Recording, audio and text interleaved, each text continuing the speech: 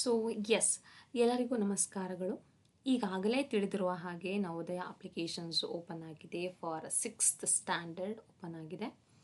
So ಹೇಗೆ apply ಮಾಡೋದು, ಏನೆಲ್ಲ ಡಾಕ್ಯುಮೆಂಟ್ಸ್ ಬೇಕು, ಏನೆಲ್ಲ ಚೇಂಜಸ್ ಆಗಿದೆ ಅನ್ನೋದ್ರ ಬಗ್ಗೆ ನೋಡೋಣ. ಸ್ಮಾಲ್ ಮಿಸ್ಟೇಕಿಂದ ಕಳೆದ ವರ್ಷ ಬಹಳಷ್ಟು ಮಕ್ಕಳು ಫಸ್ಟ್ ಲಿಸ್ಟಲ್ಲೇ ಸೆಲೆಕ್ಟ್ ಆಗಿ ವೆರಿಫಿಕೇಷನ್ ಟೈಮಲ್ಲಿ ರಿಜೆಕ್ಟ್ ಆಗಿ ಬಂದಿದ್ದಾರೆ.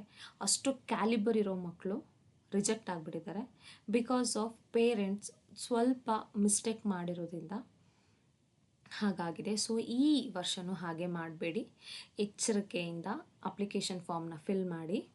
ಓಕೆ, ಅದೇನು ಹೇಗೆ ಅಂತ ನಾನು ಈ ವಿಡಿಯೋದಲ್ಲಿ ತಿಳಿಸ್ಕೊಡ್ತೀನಿ, ಪೂರ್ಣ ನೋಡಿ. Okay, yes. ಓಕೆ, ಹೇಗೆ ಅಪ್ಲಿಕೇಶನ್ ಫಾರ್ಮ್ನ ಫಿಲ್ ಮಾಡೋದು, ಹೇಗೆ ಓಪನ್ ಮಾಡೋದು ತಿಳಿಸಿ. ಗೂಗಲ್ಗೆ ಹೋಗಿ www.navodaya.gov.in ಅಂತ ಕ್ಲಿಕ್ ಮಾಡಿದ್ರೆ ನಿಮಗೆ ಬಹಳಷ್ಟು ವೆಬ್ಸೈಟ್ಗಳು ಓಪನ್ ಆಗುತ್ತೆ. ಅದರಲ್ಲಿ ನವೋದಯ ವಿದ್ಯಾಲಯ ಸಮಿತಿ ಇಲ್ಲಿ ಕಾಣಿಸ್ತಾ ಇದೆ ಅಲ್ವಾ, ನವೋದಯ ವಿದ್ಯಾಲಯ ಸಮಿತಿ, ಇದ್ರ ಮೇಲೆ ಕ್ಲಿಕ್ ಮಾಡಿದ್ರೆ ನಿಮಗೆ ನವೋದಯ ವಿದ್ಯಾಲಯ ಸಮಿತಿ ಪೋರ್ಟಲ್ ಓಪನ್ ಆಗುತ್ತೆ. Online application for admission to 6th standard 2027-28 ಈ ಒಂದು ಪೋರ್ಟರಲ್ಲಿ ಕೆಳಗಡೆ ಬಂದರೆ ನಿಮಗೆ ಕ್ಯಾಂಡಿಡೇಟ್ ಕಾರ್ನರ್ ಅಂತ ಇದೆಯಲ್ಲ, ಈ ಬಾಕ್ಸಲ್ಲಿ ಎಲ್ಲ ಇನ್ಫಾರ್ಮೇಷನ್ಗಳು ಸಿಗ್ತಾ ಹೋಗುತ್ತೆ. ಏನಾದರೂ ನ್ಯೂ ಅಪ್ಡೇಟ್ ಇದ್ದರೂ ಕೂಡ ಇಲ್ಲೇ ಬರುತ್ತೆ. ಬಿಫೋರ್ ನೀವೇನಾದರೂ ನೋಡಬೇಕಂದ್ರೂ ಕೂಡ ಇಲ್ಲೇ ಸಿಗುತ್ತೆ. ಈ ಒಂದು ಕ್ಯಾಂಡಿಡೇಟ್ ಕಾರ್ನರ್ ಬಾಕ್ಸಲ್ಲಿ ಸಿಗುತ್ತೆ. Click here for registration for class 6. ಇದು ಬರೀ ಕ್ಲಾಸ್ 6ಗೆ ಮಾತ್ರ, ಕ್ಲಾಸ್ 9 ಇನ್ನೂ ಬಿಟ್ಟಿಲ್ಲ. ನೆಕ್ಸ್ಟ್ ಈ ಅಪ್ಲಿಕೇಶನ್ ಕ್ಲೋಸ್ ಆದಮೇಲೆ ಕ್ಲಾಸ್ 9 ಕೂಡ ಬಿಡ್ತಾರೆ. Click here to print registration form ನಿಮಗೆ ಬೇಕಿದ್ರೆ ನೀವು ಇಲ್ಲಿ ಕ್ಲಿಕ್ ಮಾಡಿ ರಿಜಿಸ್ಟ್ರೇಷನ್ ನಂಬರ್ ಅಪ್ಲೈ ಮಾಡಿ ನೀವು ತೊಗೋಬಹುದು. And click here to find the registration number ಕೂಡ ಗೊತ್ತಿಲ್ಲ ಅಂದರೆ ಇದ್ರ ಮೇಲೆ ಕ್ಲಿಕ್ ಮಾಡಿ ಸಮ್ ಬೇಸಿಕ್ ಇನ್ಫಾರ್ಮೇಷನ್ ಕೇಳ್ತಾರೆ, ಅದೆಲ್ಲ ಅಪ್ಲೈ ಮಾಡಿ ನೀವು ರಿಜಿಸ್ಟ್ರೇಷನ್ ನಂಬರ್ ಕೂಡ ತೊಗೋಬಹುದು. And click here to view prospectus ಅಂದರೆ ಏನೂ ಇಲ್ಲ, ಇದು ಒಂದು ವಿವರಣೆ, ಶಾಲೆ ವಿವರಣೆ ಎಲ್ಲ ಹೇಗೆ ನೋಡ್ತಾರೆ ಆ ಥರ ವಿವರಣೆ ಪತ್ರ. ಇದು ಲೈಕ್ ನೋಟಿಫಿಕೇಷನ್ ಅಂತ ಹೇಳ್ಬೋದು. ಈ ನೋಟಿಫಿಕೇಷನ್ ಒಳಗಡೆ ಹೋದರೆ ನೀವು ಏನೇನೆಲ್ಲ ಅಪ್ಲಿಕೇಶನ್ ಹೇಗಿರುತ್ತೆ, ಹೇಗೆ ಅಪ್ಲೈ ಮಾಡಬೇಕು, ಏನೇನೆಲ್ಲ ಚೇಂಜಸ್ ಆಗಿದೆ, ಸಿಲೆಬಸ್ ಹೇಗಿದೆ, ಸಿಲೆಬಸ್ಸಲ್ಲಿ ಪ್ಯಾಟ್ರನ್ ಹೇಗಿದೆ, ಸಮ್ ಬೇಸಿಕ್ಸ್ ಕ್ವಶನ್ ಪ್ಯಾಟ್ರನ್ ಹೆಂಗೆ ಬರುತ್ತೆ ಅಂತಲೂ ಕೊಟ್ಟಿದ್ದಾರೆ. ಅದೆಲ್ಲವನ್ನು ನಾನು ನೆಕ್ಸ್ಟ್ ವಿಡಿಯೋದಲ್ಲಿ ತಿಳಿಸ್ಕೊಡ್ತೀನಿ. ಕಂಪ್ಲೀಟಾಗಿ ಸಿಲೆಬಸ್ ಬಗ್ಗೆನೇ ಒಂದು ವಿಡಿಯೋ ಮಾಡಿ ತಿಳಿಸ್ಕೊಡ್ತೇನೆ. ಓಕೆ, ನೀವು ಕೂಡ ಇದನ್ನು ನೋಡಿಕೊಂಡ್ರೆ ಗೊತ್ತಾಗುತ್ತೆ. Next click here to view previous year question booklet. Yes, ನಿಮಗೆ ಪ್ರೀವಿಯಸ್ ಇಯರ್ ಬುಕ್ಲೆಟ್ ಬೇಕಂದರೆ ಇಲ್ಲೇ ಸಿಗುತ್ತೆ, ಇಲ್ಲೇ ನೀವು ಡೌನ್ಲೋಡ್ ಕೂಡ ಮಾಡ್ಕೋಬಹುದು. ಓಕೆ, ನಾವು ರಿಜಿಸ್ಟ್ರೇಷನ್ ಬಗ್ಗೆ ನೋಡೋಣ. ನೀವು ರಿಜಿಸ್ಟ್ರೇಷನ್ ಮೇಲೆ click here for registration for class 6 ಅನ್ನೋದ್ರ ಮೇಲೆ ಕ್ಲಿಕ್ ಮಾಡಿದ್ರೆ ಪೇಜ್ ಓಪನ್ ಆಗುತ್ತೆ. Online application for admission to class 6 2027-28 open ಆಗುತ್ತೆ.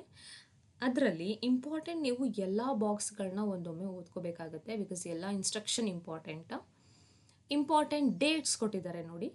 Last date to apply 31st 7 2026 ಅಂದರೆ July 31st last date to apply the applications, ಆಯಿತಾ. ವಿತಿನ್ 31 ಒಳಗೆ ಅಪ್ಲೈ ಮಾಡಿ. ಡೌನ್ಲೋಡಿಂಗ್ ಆಫ್ ಅಡ್ಮಿಟ್ ಕಾರ್ಡ್, ಹೌದು, ಎಕ್ಸಾಮ್ ಇನ್ನು 15 ಡೇಸ್ ಇರುವ ಹಾಗೆ ಅಡ್ಮಿಟ್ ಕಾರ್ಡ್ ಬಿಡ್ತಾರೆ. ನೀವು ಈ ಒಂದು ಪೇಜಿಗೆ ಬಂದು ನೀವು ಡೌನ್ಲೋಡ್ ಮಾಡ್ಕೋಬೋದು. ಡೌನ್ಲೋಡಿಂಗ್ ಆಫ್ ಅಡ್ಮಿಟ್ ಕಾರ್ಡಲ್ಲಿ ಬಂದು ಕ್ಲಿಕ್ ಮಾಡಿದ್ರೆ ಡೌನ್ಲೋಡ್ ಆಗುತ್ತೆ. ಆ್ಯಂಡ್ ಡೇಟ್ ಆಫ್ ಎಕ್ಸಾಮ್ ಕೂಡ ಬಿಟ್ಬಿಟ್ಟಿದ್ದಾರೆ. 28/11/2026 ನವೆಂಬರ್ 28ನೇ ತಾರೀಕು ಎಕ್ಸಾಮ್ ಇರುತ್ತೆ 2026 ಇದೇ ವರ್ಷದಲ್ಲಿ. And declaration of result, summer bound and winter bound ಎರಡೂ ಕೂಡ ಒಟ್ಟಿಗೆ ಎಕ್ಸಾಮ್ ಡೇಟ್ ಬಿಟ್ಟಿದ್ದಾರೆ. ಪ್ರತಿ ಸಲ ಫೇಸ್ 1 ಫೇಸ್ 2 ಅಂತ 2 ಎಕ್ಸಾಮ್ ಕಂಡಕ್ಟ್ ಮಾಡ್ತಾಯಿದ್ರು. ಸೌತ್ ಇಂಡಿಯಾದಲ್ಲಿ ಫೇಸ್ 1 ಕಂಡಕ್ಟ್ ಮಾಡಿ, ನಾರ್ತ್ ಇಂಡಿಯಾದಲ್ಲಿ ಫೇಸ್ 2 ಕಂಡಕ್ಟ್ ಮಾಡ್ತಾಯಿದ್ರು. ಫಸ್ಟ್ ಎಕ್ಸಾಮ್ ಫೇಸ್ 1ಅಲ್ಲೇ ಆಗ್ತಾಯಿತ್ತು, ಬಟ್ ಈ ಸಲ ಎರಡು ಕೂಡ ನಾರ್ತ್ ಮತ್ತು ಸೌತ್ ಎರಡಕ್ಕೂ ಒಂದೇ ಎಕ್ಸಾಮ್ ಬಿಟ್ಟಿದ್ದಾರೆ. ನವೆಂಬರ್ 28ನೇ ತಾರೀಕು Navodaya exam. Okay, yes. Declaration of result ಕೂಡ ಯಾವಾಗ ಬಿಡಬಹುದು? ಮಾರ್ಚ್ ಅಥವಾ ಏಪ್ರಿಲ್ 2027ರಲ್ಲಿ ರಿಸಲ್ಟ್ ಕೂಡ ಬಿಡಬಹುದು. ಓಕೆ, ಸ್ವಲ್ಪ ನಾವು ಕೆಳಗಡೆ ಹೋದರೆ ಪ್ಲೀಸ್ ನೋಟ್ ಅಂತ ಇದೆ, ಗಮನವಿಟ್ಟು ಇದನ್ನು ಒಮ್ಮೆ ನೋಡಿ ಇದೇ ರೀತಿ ಫಾಲೋ ಮಾಡಿ. Okay, a candidate is allowed to apply or appear for the JNVST only once during verification of the registration data. If it is found that the candidate had appeared in previous year, the candidature of the candidate will be rejected. See, candidate only ಒಂದು ಸತಿ ಮಾತ್ರ apply ಮಾಡಿರಬೇಕು. ನಮ್ಮ ಮಗು 4th ಸ್ಟ್ಯಾಂಡರ್ಡ್ಗೆ ಒಂದು ಸತಿ experience ಪಡೀಲಿ, ಹೇಗಿರುತ್ತೆ ಅಂತ ಕೊಡ್ಸಿ ನೋಡೋಣ ಅಂತ ಮಾಡಿದ್ರೆ ಆ ಮಗು 5ನೇ ಕ್ಲಾಸಲ್ಲಿ ಫಸ್ಟ್ ಲಿಸ್ಟಲ್ಲೇ ಸೆಲೆಕ್ಟ್ ಆದರೂ ಕೂಡ ರಿಜೆಕ್ಟ್ ಆಗುತ್ತೆ.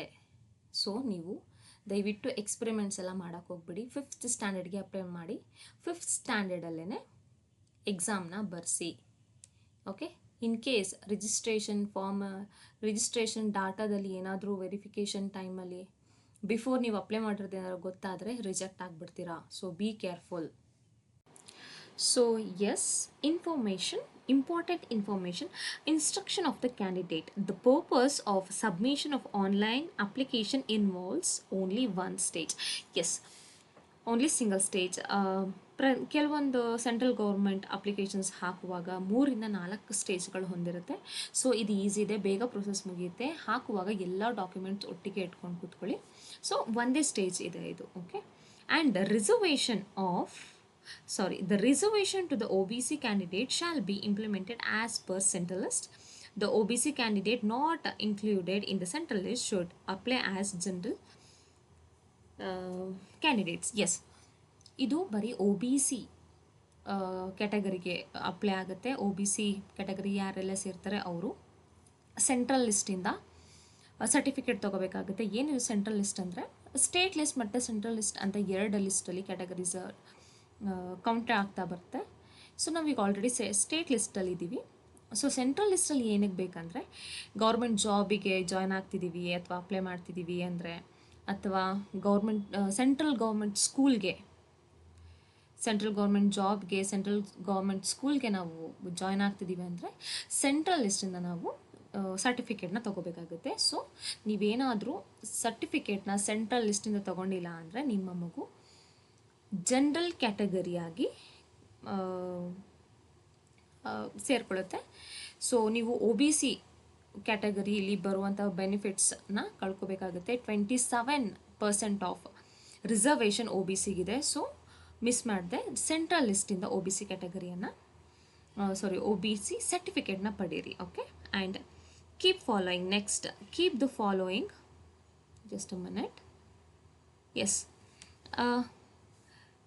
keep the following scanned copies ready before start filling the application in JPG format. Means it's a image, it's a photo frame. Yes, it's a photo kind format only. Yes, candidate signature ಬೇಕಾಗುತ್ತೆ, parent signature ಬೇಕಾಗುತ್ತೆ, candidate photo and category certificate if it is a SC or ST or OBC or EWS. In case of OBC category, only central OBC certificate issued by the competent government authority is accepted. Okay, so ಆಗಲೇ ಹೇಳ್ದ ಹಾಗೆ OBC ಕ್ಯಾಟಗರಿಯವರು central ಲಿಸ್ಟಿಂದ, central ಅಥಾರಿಟಿಯಿಂದ ನೀವು ಸರ್ಟಿಫಿಕೇಟ್ನ ತೊಗೋಬೇಕಾಗುತ್ತೆ. And residential certificate of the parent issued by competent government authority if candidate do not possess Aadhaar number. ನಿಮ್ಮ ಮಗುವಿಗೆ ಏನಾರ ಆಧಾರ್ ನಂಬರ್ ಇಲ್ಲ ಅಂದರೆ ನಿಮ್ಮ ರೆಸಿಡೆನ್ಷಿಯಲ್ ಸರ್ಟಿಫಿಕೇಟ್ನ ಕೊಡ್ಬೋದು, ಅದ್ರ ನಂಬರೇ ಕೊಡ್ಬೋದು. ಬಟ್ ಆ ರೆಸಿಡೆನ್ಷಿಯಲ್ ಸರ್ಟಿಫಿಕೇಟ್ ಬಂದು ವಾಸಸ್ಥಳ ದೃಢೀಕರಣ ಪತ್ರ ಅಂತ ಹೇಳ್ತೀವಿ ರೆಸಿಡೆನ್ಷಿಯಲ್ ಸರ್ಟಿಫಿಕೇಟ್ಗೆ. ಆ ಒಂದು ರೆಸಿಡೆನ್ಷಿಯಲ್ ಸರ್ಟಿಫಿಕೇಟ್ ಬಂದು ನೀವು ಗೌರ್ಮೆಂಟ್ ಅಥಾರಿಟಿಯಿಂದನೇ ಪಡೆದಿರಬೇಕಾಗತ್ತೆ. ಓಕೆ, ಇದಿಷ್ಟು ಇನ್ಫಾರ್ಮೇಷನ್. ಆ್ಯಂಡ್ ನೀವು ದ ಮೇನ್ ಬಾಕ್ಸಿಗೆ ಬಂದರೆ ಡಿಕ್ಲರೇಷನ್ ಆಫ್ ಮ್ಯಾಂಡೇಟರಿ ಎಲಿಜಿಬಿಲಿಟಿ. ಏನೇನು ಎಲಿಜಿಬಿಲಿಟಿ ಇರಬೇಕು ನಿಮ್ಮ ಮಗುಗೆ ಟು ಅಪ್ಲೈ ಮಾಡೋಕ್ಕೆ ಏನೆಲ್ಲ ಎಲಿಜಿಬಿಲಿಟಿ ಇರಬೇಕು ಅಂತ ನೋಡೋದಾದರೆ ನೋಡೋಣ. Instruction, please read the following eligibility Conditions carefully. Yes, the candidate has never applied in the JNVST exam in any previous years. Yes, ಆಗಲೇ ಹೇಳಿದಾಗೆ ಪ್ರೀವಿಯಸ್ ಇಯರ್ ಯಾವತ್ತೂ ಅಪ್ಲೈ ಮಾಡಿರಬಾರ್ದು. And the candidate was promoted from class 4th and officially admitted to the class 5th. Yes, in a recognized school on or before 31st of July 26. Yes, C 4th pass ಆಗಿರಬೇಕು, 5th already join ಆಗಿರಬೇಕು. July 31st ಒಳಗೆ 2026 ಅಷ್ಟರೊಳಗೆ join ಆಗಿ ನೀವು first join ಆಗಿ then apply ಮಾಡಬೇಕಾಗತ್ತೆ. And the candidate is applying only for his or her district of residence and studying class 5th either in the same district or in the recognized school located in neighbor district within radial distance of 10 kilometer. Yes, so previous ಎಲ್ಲ ಗಡಿ ಭಾಗದಲ್ಲಿರುವಂತಹ ಶಾಲೆಗಳಲ್ಲಿರುವ ಮಕ್ಕಳಿಗೆ ಸ್ವಲ್ಪ ಆಚೆ ಈಚೆ ಆಗ್ತಾಯಿತ್ತು applications ಹಾಕುವಾಗ ಎಲ್ಲ. So ಇವಾಗ ಅದಕ್ಕೂ ಒಂದು ಒಂದು ಮಾರ್ಗವನ್ನು ತಂದುಕೊಟ್ಟಿದ್ದಾರೆ. ಸೊ ಗಡಿ ಭಾಗದಲ್ಲಿರುವಂತಹ ಸ್ಕೂಲ್ಗಳಲ್ಲಿರುವ ಮಕ್ಕಳಿಗೆ ಇದು ಯೂಸ್ಫುಲ್ ಆಗುತ್ತೆ. ಸೊ ನಿಮ್ಮ ಸ್ಕೂಲ್ 10 ಕಿಲೋಮೀಟರ್ ರೇಡಿಯಲ್ ಡಿಸ್ಟೆನ್ಸಿಂದ ಒಳಗಿದ್ದರೆ ಆ ಡಿಸ್ಟ್ರಿಕ್ಕಿಗೆ ನೀವು ನವೋದಯಗೆ ಅಪ್ಲೈ ಮಾಡ್ಬೋದು. Okay, and the candidate is Indian national means Indian citizenship ಹೊಂದಿರಬೇಕು, ಇಂಡಿಯನ್ ಆಗಿರಬೇಕು. And the parents or candidates have carefully read the official JNVTS 2027 prospectus. ನಾನು ಆಗಲೇ ಹೇಳ್ದಂಗೆ it's a notification and agree to this term. Yes, ನೀವೆಲ್ಲ conditions ಓದಿ ನೀವು agree ಮಾಡಿರಬೇಕು. And I possess a valid Aadhaar number for the candidate R the valid parents citizen certificate issued by the competent government authority. Yes, ಇದೆಲ್ಲದಕ್ಕೂ ನೀವು yes ಅಂದರೆ see here, if the candidate or parents affirm and declare that the candidate is fulfilling all the above eligibility, candidates can click the box given below. Yes, ಇಲ್ಲಿ ಎಲ್ಲ ಕಂಡೀಷನ್ಸ್ಗೂ okay ಆಗಿದ್ದೀರಾ, ನೀವೆಲ್ಲ ಪ್ರೂಫ್ನ ಕರೆಕ್ಟಾಗಿ ಕೊಟ್ಟಿದ್ದೀರಾ ಅಂದರೆ ಎಸ್ ಅಂತ ಕ್ಲಿಕ್. ಸೊ ಎಸ್, ನೀವು yes ಅಂತ ಕ್ಲಿಕ್ ಮಾಡಿದ್ರೆ so do you have Aadhaar number ಅಂತ ಕೇಳುತ್ತೆ. ಇಫ್ ಎಸ್ ಅಂತ ಕ್ಲಿಕ್ ಮಾಡಿದ್ರೆ ಕೆಳಗಡೆ ಎಂಟರ್ ಆಧಾರ್ ನಂಬರ್ ಅಂತ ಕೇಳುತ್ತೆ. ಓಕೆ, ಕೆಳಗಡೆ ಬಂದರೆ ಜಸ್ಟ್ ಅ ಮಿನಿಟ್, ಎಸ್ ಅಂತ ಕೇಳಿದ್ರೆ ಕೆಳಗಡೆ ಸ್ಕ್ರಾಲ್ ಆದರೆ ಸಬ್ಮಿಟ್ ಅಂತ ಕೇಳುತ್ತೆ. ನೀವು ಇಲ್ಲಿ ಮಗು ಆಧಾರ್ ಕಾರ್ಡ್ ಎಂಟರ್ ಮಾಡಬೇಕು. ಇಫ್ ಎನಿ ಕೇಸ್ ನಿಮ್ಮ ಅಮ್ಮಂದು ಯಾರ್ದಾರು ಆಧಾರ್ ಕಾರ್ಡ್ ಎಂಟ್ರಿ ಮಾಡಿದ್ರೆ ಏಜ್ ಲಿಮಿಟ್ ಅಲ್ಲಿ ಇಲ್ಲ ಅಂತ ಕ್ಯಾನ್ಸಲ್ ಆಗುತ್ತೆ. ಸೊ ಮಗು ಆಧಾರ್ ಕಾರ್ಡ್ನೇ ಅಪ್ಲೋಡ್ ಮಾಡಬೇಕು. ಸೊ ನೋ ಅಂತ ಕೊಟ್ಟರೆ ಮಗುದು ಆಧಾರ್ ಕಾರ್ಡ್ ಇಲ್ಲ ಅಂದಲ್ಲಿ ನೋ ಅಂತ ಕೊಟ್ಟರೆ ಸಿ ಹಿಯರ್